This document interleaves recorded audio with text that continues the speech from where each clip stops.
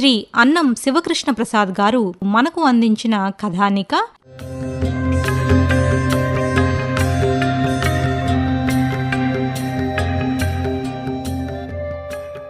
కథానిక చిట్టి కర్తవ్యం.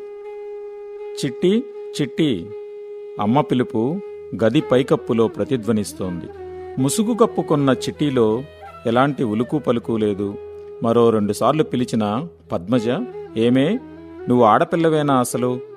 ఇంత టైం అవుతున్నా ఇంకా దుప్పటి కప్పుకుని నిద్రపోతున్నావు అంటూ విసురుగా దుప్పటి లాగింది.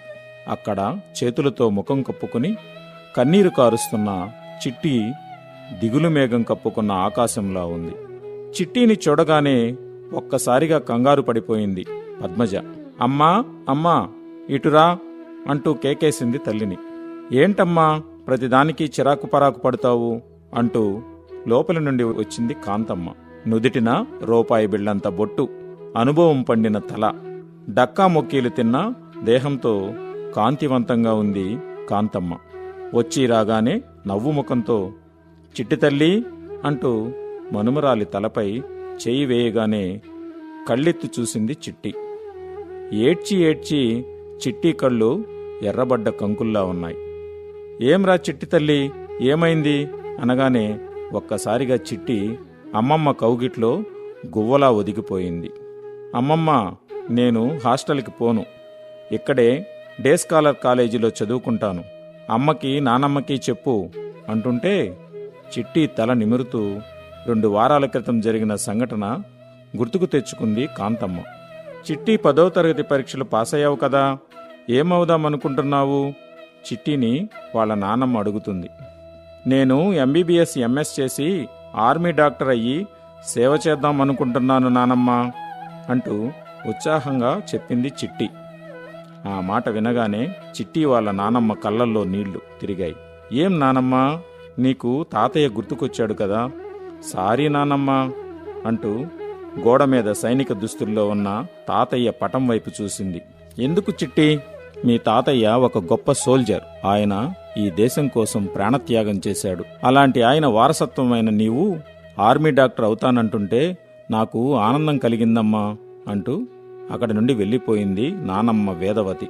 చిట్టి త్వరగా రెడీ అవ్వు, నిన్ను కాలేజీ హాస్టల్లో వదిలిపెట్టాలి కదా అంటూ పద్మజ తొందర చేస్తోంది. చిట్టికి మనసంతా అలజడిగా ఉంది. ఎప్పుడూ హాస్టల్లో ఉన్న అనుభవం లేదు. అమ్మ నానమ్మలు ముద్దు చేయడం వల్ల ఎప్పుడూ పెద్ద శ్రమగా తెలియకుండానే పెరిగింది. ఇప్పుడు తప్పనిసరి పరిస్థితుల్లో సిటీ కాలేజీకి వెళ్లాల్సి వస్తోంది. అక్కడ రూమ్మేట్స్ ఎలా ఉంటారో, హాస్టల్ ఫుడ్ పడుతుందో లేదో, స్టడీ అవర్స్ ఎంతవరకు ఉంటాయో ఆలోచనలు తేనెటీగల్లా ముసురుకుంటున్నాయి చిట్టిని. అమ్మమ్మ తాతయ్య చిట్టి లగేజ్ని ప్యాక్ చేశారు.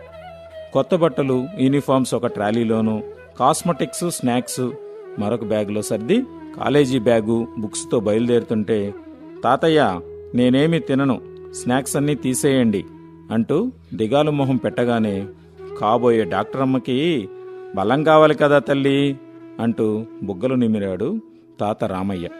అన్నీ బానే ఉన్నాయి చిట్టికి, కానీ హాస్టల్లో స్నేహితులతో మాట్లాడుకోవడానికి, గేమ్స్ ఆడుకోవడానికి మొబైల్ ఉండదు కదా. అందుకే ఫోన్ వైపు చూస్తూ ఉండిపోయింది మౌనంగా. అంతా చూస్తున్న పద్మజ, చిట్టి మేము వారం వారం వచ్చినప్పుడు మొబైల్ నీకు ఇస్తాములే, అప్పుడు దానితో ఆడుకోవచ్చు. మీ నాన్నగారికి జమ్మూ కాశ్మీర్ పూంచ్ సెక్టార్లో డ్యూటీ పడిందంట, వచ్చాక నీతో మాట్లాడుతానన్నారు. పద పద, ఇంక బయలుదేరే టైం అయింది నాన్న మాట చెప్పగానే ఇక బయలుదేరిపోయింది చిట్టి. అప్పుడు వెళ్ళిన పిల్ల హోమ్సిక్ హాలిడేస్కని ఇంటికి వచ్చి హాస్టల్కి పోనని చెబుతోంది. రీలులాగా జరిగినవన్నీ గుర్తుకు తెచ్చుకుంది కాంతమ్మ. చిట్టి చిట్టి లేనాన్నా, అలా పెరట్లోకి పోదాంరా అంటూ కాంతమ్మ మనుమరాలిని అక్కడ మామిడి చెట్టు దగ్గరికి తీసుకుని వెళ్ళి కూర్చోబెట్టింది. చన్నీటితో మొహం తుడిచి నీళ్లు త్రాగించి కాసేపు కూర్చోబెట్టింది. ఇప్పుడు చెప్పు చిట్టి, అసలు నువ్వెందుకు హాస్టల్కి పోనంటున్నావు? నీ సమస్య ఏంటి అడిగింది. అమ్మమ్మ, నాకు హాస్టల్లో కొత్తగా ఉంది, ఏమీ నచ్చడం లేదు, నిద్ర సరిగా పట్టడం లేదు అనగానే అమ్మమ్మ ఓదారుస్తూ, సరే చిట్టి, నీకు ఇక్కడ పడుకోవడానికి బెడ్ ఉందా లేదా అడిగింది అమ్మమ్మ.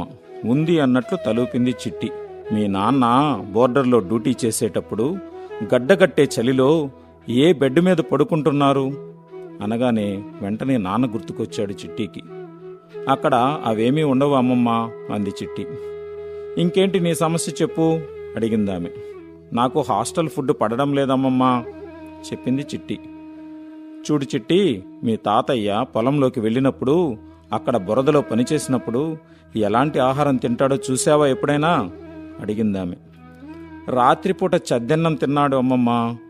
ఒక్కోసారి ఏమీ తినకుండా వచ్చేస్తాడు ఇంటికి బాధమొహంతో చెప్పింది చిట్టి. ఇంకా చెప్పు చెట్టి అనగానే అమ్మమ్మ నాకు పాత ఫ్రెండ్స్ ఎవరూ లేరు, ఉన్నవాళ్ళు సరిగా కలవడం లేదు అనగానే, సరే చిట్టి, నీకు వారికి మధ్య గొడవలున్నాయా? లేవుగా. కానీ మీ తాతయ్య దేశం కోసం శత్రు సైనికులతో పోరాడి ప్రాణాలర్పించాడు తెలుసా? ఆయన కన్నా నీవు ఎక్కువ స్ట్రగుల్ అవుతున్నావా చెప్పు. ఆ మాటలతో చిట్టి హృదయంలో కొద్దిగా అలజడి మొదలైంది. నాకు అర్ధరాత్రిలు మెలకు వచ్చి ఒక్కోసారి అందరూ గుర్తు వచ్చి లోన్లీగా ఉంటుందమ్మమ్మ. చిట్టి సణుగుతోంది. ఇంతకు ముందున్న మంకుతనం ఆమె మాటల్లో లేదు. మీ నాన్న చిన్నతనంలోనే మీ తాతయ్య వార్లో చనిపోయినప్పుడు మీ నానమ్మ ఇంకెంత లోన్లీగా ఫీల్ అయి ఉంటుంది చిట్టి.